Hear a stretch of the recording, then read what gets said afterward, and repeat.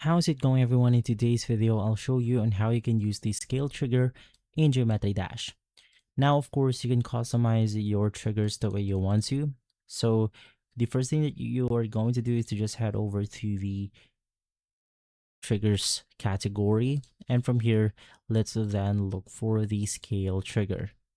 So it's going to be this light blue trigger right here. And then I'm just going to place it near my move trigger.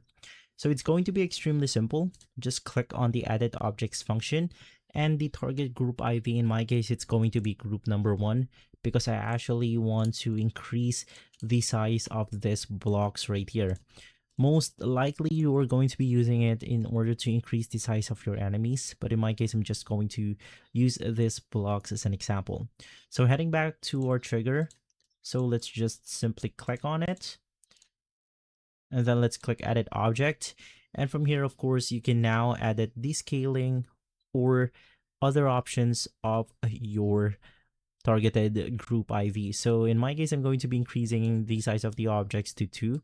Of course, you can make this even larger by just typing it manually. So if you want to maybe do something like 5, you can simply do so. And here, let's also add an easing effect onto our trigger. And of course, I'm also going to make sure to only activate it when I touch the trigger itself. And so if I click on the play button and if we click on scale, it will actually scale up the objects right here a lot bigger. So you can just simply make sure to adjust the scaling the way you want to, but generally that's how you do it. It's extremely simple.